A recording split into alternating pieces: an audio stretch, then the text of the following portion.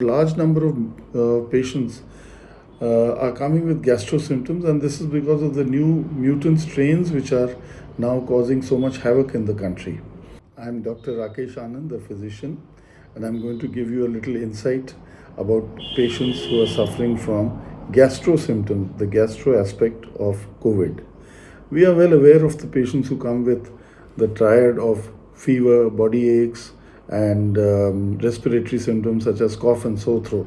But we also now have been observing that a large number of patients are coming with gastro symptoms, and this is because of the new mutant strains which are now causing so much havoc in the country.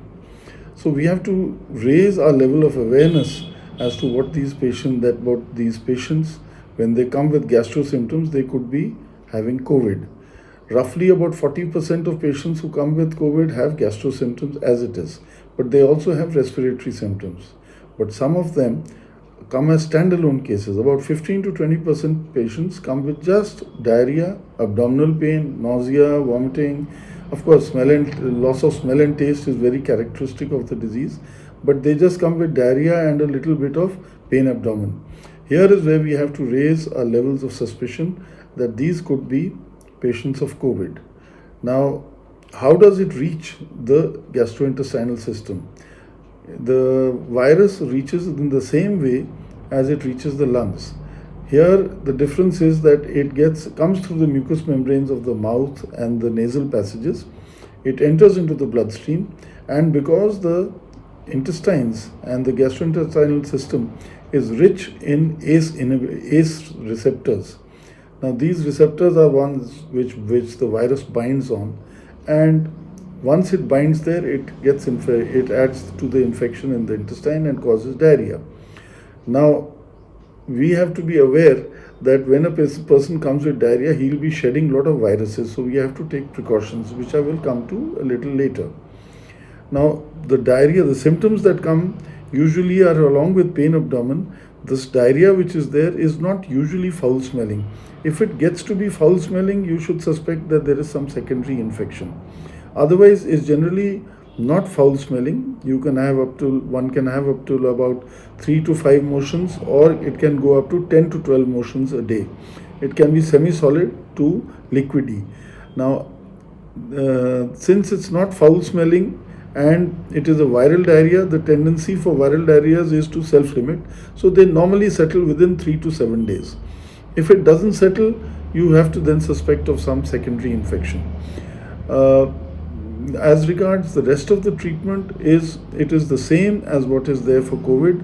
You have to think in terms of giving symptomatic treatment only in the form of some painkillers for the abdominal pain, and some dietary modifications to keep the person well hydrated during this period.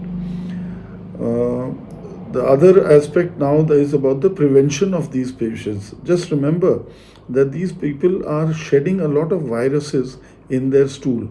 So they have to maintain good hand hygiene and good bathroom hygiene also. The toilet seat has to be sanitized properly, and preferably if can be kept in one bathroom per person. They should not be sharing bathrooms. Home isolation initially, and if the condition deteriorates, which means that he becomes underhydrated, his blood pressure falls, or of course his oxygenation comes down, then of course he has to be admitted. Another thing to remember is that there are some late shedders. That means that even though the person may become absolutely fit and his stools are normal, he can still be shedding bacteria, viruses. So you have to be sure that this is not the case, and so that he doesn't spread the disease any further. So the take-home message for this is that be aware that there are gastro cases that come with just standalone diarrheas as COVID, and they can cause significant spread of this disease. So we have to maintain home isolation, hand and toilet hygiene on them, and keep a high level of suspicion that such patients could be COVID until proven otherwise. Thank you.